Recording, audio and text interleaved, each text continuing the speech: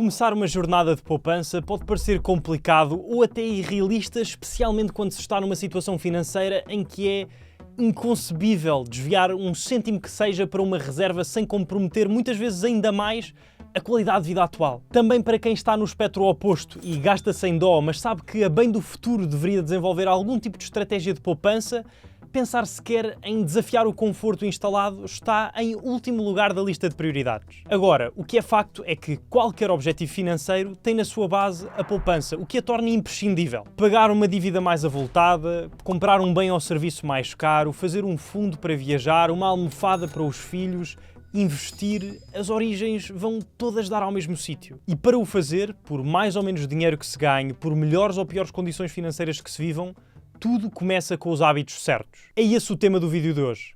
14 hábitos saudáveis a integrar no dia-a-dia e na vida de cada pessoa para que poupar se torne cada vez mais simples e natural. Se pensarmos bem no assunto, no que significa poupar, talvez uma frase que represente bem o ato seja a arte de equilibrar o presente e o futuro. E frequentemente interpreta-se esse equilíbrio como sendo apenas possível de atingir através da manipulação de uma única variável, quanto se gasta. Sinto que é importante, no entanto, revisitar o conceito de poupar antes de irmos aos 14 hábitos. Porque a verdade é que sim, gastar menos faz parte, mas na sua fórmula surge uma segunda variável que é frequentemente negligenciada. A poupança é igual ao que se ganha, subtraído do que se gasta. O que quer dizer que para um maior resultado final é tão benéfico gastar menos como ganhar mais. Parece óbvio, só que a sociedade frequentemente glorifica a frugalidade e raramente celebra a ambição de melhorar a condição financeira através do aumento dos rendimentos, que é, a meu ver, uma visão limitada que perpetua a ideia de que nos devemos ajustar aos recursos atualmente disponíveis em vez de também haver um foco em os expandir, algo sobre o qual falei sobretudo neste vídeo a aparecer algures no ecrã. E se calhar, por causa desta cultura, muita gente vive com a atenção inteiramente alocada à redução de gastos,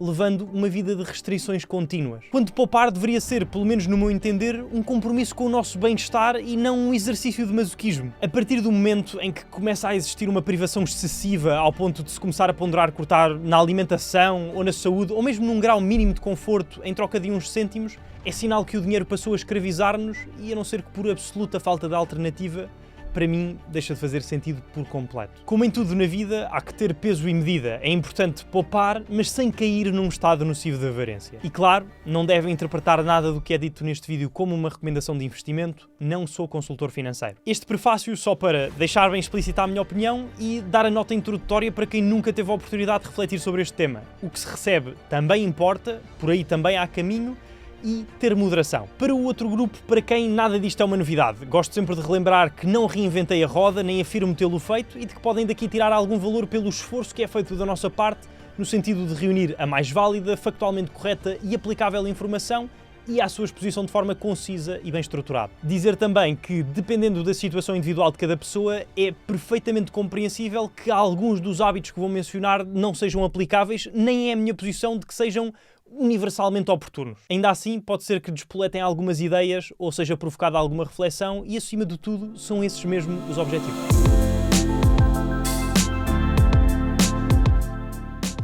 Resolvi dividir esta lista de 14 hábitos em 3 categorias: hábitos de poupança, de consumo e de utilização. Sem mais demoras, comecemos pelos hábitos de poupança. 1.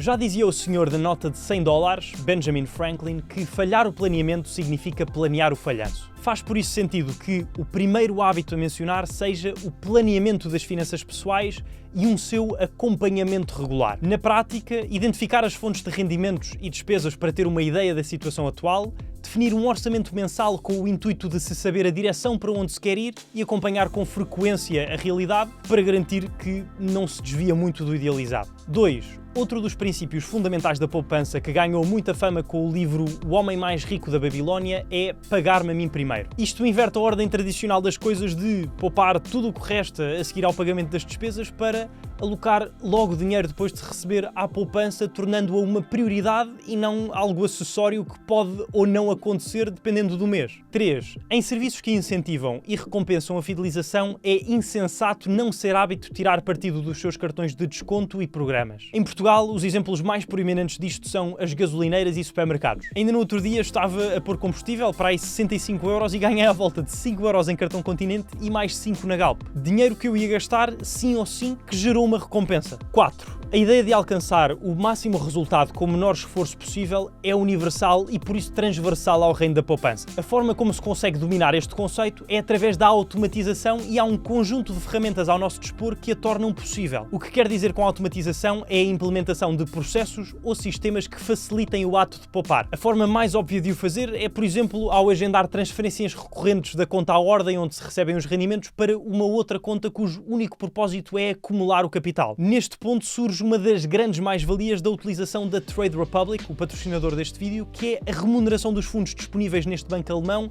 a 3,75% ao ano à data de gravação. Claro que é imperativo que façam uma pesquisa própria antes de aplicarem dinheiro num qualquer ativo ou utilizarem um serviço para esse efeito. Falo na Trade Republic porque convém que esta conta para onde estão agendadas as transferências automáticas seja remunerada a um ritmo, no mínimo, superior à inflação para evitar a perda do poder de compra. É um conceito bastante fácil de perceber. Simplificando, há no mundo um aumento generalizado do preço dos bens e serviços que é natural que vá acontecendo ao longo do tempo. A forma como essa subida se relaciona com a vida das pessoas pode ser expressa através do índice de preços do consumidor, que mede os preços num determinado período para um cabaz fixo de bens de consumo e serviços em comparação com períodos anteriores. Um pouco por todo o mundo, e em Portugal em específico, o índice tem marcado valores francamente elevados. 1,27% em 2021, 7,8% em 2022, 4,3% em 2023. Só para que haja uma noção, desde 1992 que não havia uma variação tão grande como a de 2022. Na prática, isto quer dizer que se o dinheiro poupado tiver ficado debaixo do colchão ou numa conta à ordem desde 2021,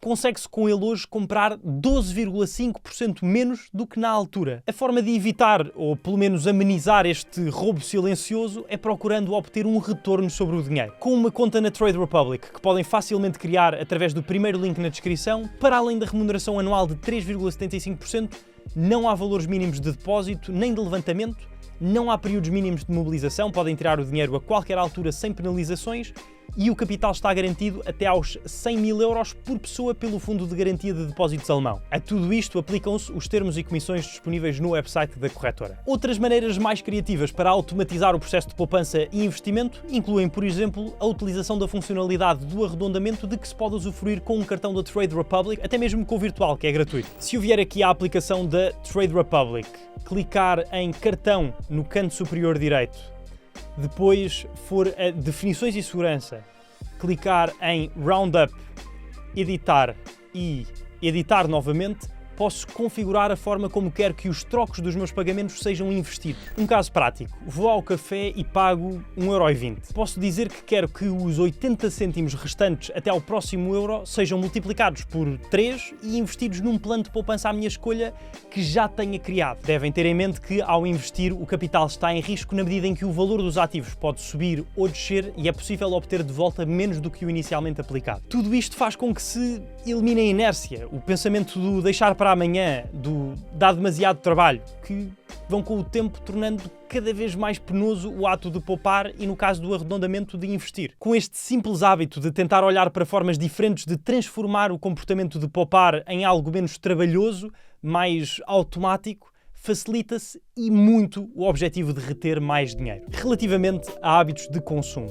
5. Quando se vê algo que se gosta, a tentação de fazer a compra imediatamente é fortíssima, pelo menos por experiência própria. O que cada vez mais vou percebendo é que esperar, nem que seja um dia ou dois antes de tomar a decisão de efetivamente avançar, acaba por me desviar de muitas delas que não faziam sentido nenhum e não passavam de caprichos momentâneos. Pensando que não, sobretudo em compras de valor superior ao que estamos tipicamente confortáveis, impor o hábito de um pequeno compasso de espera entre a ponderação e a aquisição pode fazer toda a diferença. 6. Diferentes produtos e serviços têm mais do que o preço como um possível ponto de comparação. O seu valor real, ou seja, quanto é que acrescenta à minha vida, a sua qualidade, a durabilidade, o possível número de utilizações, o custo de manutenção e mais 30 por uma linha. Só se tem a ganhar ao ter por hábito a investigação completa completa de muitos pontos de informação, garantindo uma compra informada e consciente antes de a fazer. 7. Agora, claro que o preço não deixa de ser um dos fatores cruciais de decisão. E por isso mesmo, depois da decisão de qual o produto a escolher, querer encontrar o sítio onde o comprar mais barato deve fazer parte da rotina. Utilizar comparadores de preços como o quanto custa pode economizar quantias consideráveis só em troca de uma pesquisa de 5 minutos. 8. Mais além ainda do preço de compra, é crucial considerar o custo de utilização. Comprar um bem por 500 euros que posso vender por 300 euros um ano a seguir tem um custo real de 200 euros e não de 500. Portanto, um produto A até pode ser mais caro inicialmente que o B, mas ter um custo de utilização inferior. 9. Não é novidade nenhuma, mas muitas coisas podem ser adquiridas usadas em excelentes condições por uma fração do preço em novas. Sendo possível testar, havendo histórico, algum tipo de garantia ou estando o produto bem conservado, ter em consideração que existe um mercado secundário é sempre bom. 10. Tanto o consumismo como o comodismo são inimigos da carteira. Por um lado, somos constantemente bombardeados por publicidade que incentiva o consumismo. Pelo outro, tal é a quantidade de oferta disponível nas mais variadas categorias de produtos e serviços, adota-se por vezes a perspectiva de que mais vale estar quieto, que a equipa que ganha não se mexe. Como consequência, mantém-se um serviço pelo qual se está a pagar mais do que se devia ou não se troca aquele produto onde facilmente se economizaria por uso por comodismo e quer-se tudo e mais alguma coisa porque é moda e está em todo o lado apenas por consumismo. E para terminar com os hábitos de utilização. 11. A forma como se usa e cuida das coisas afeta diretamente a sua durabilidade. Seguir as instruções de utilização e manutenção, ter carinho pelos bens materiais ou armazená-los corretamente evita a necessidade de substituições frequentes e, por isso, poupa dinheiro. 12. Há determinados bens que podem ser bastante duráveis se forem feitas as manutenções devidas para identificar e corrigir problemas antes que se agravem. Esta atitude proativa acaba por prolongar a sua vida útil e evita gastos potencialmente ainda mais elevados com reparações ou a substituição. 13. Entre manter algo que custou 100 euros, foi utilizado um ano, vale 20 euros agora, mas dura mais 2 ou 3, ou vender por uma pechincha, pode ser mais razoável a utilização até ao fim da sua vida útil. 14. Em contraste, para itens que mantêm um valor de revenda significativo, deve-se considerar a sua venda enquanto ainda estão em boas condições para recuperar parte do investimento inicial e usar o dinheiro para renovar o equipamento. A partir do momento em que estes hábitos já fazem parte da nossa vida, acredito que seja esse o momento ideal para começar a explorar ideias para reter mais dinheiro na carteira ou até mesmo, potencialmente, fazê-lo crescer. No sentido de ajudar com isso, fiz este vídeo a aparecer agora no ecrã, que recomendo que vejam já a seguir, que é um guia completo para começar a investir. Como sempre, desejo-vos tudo de bom, agradeço imenso o vosso gentil clique no gosto que faz toda a diferença. Um abraço e até para a semana.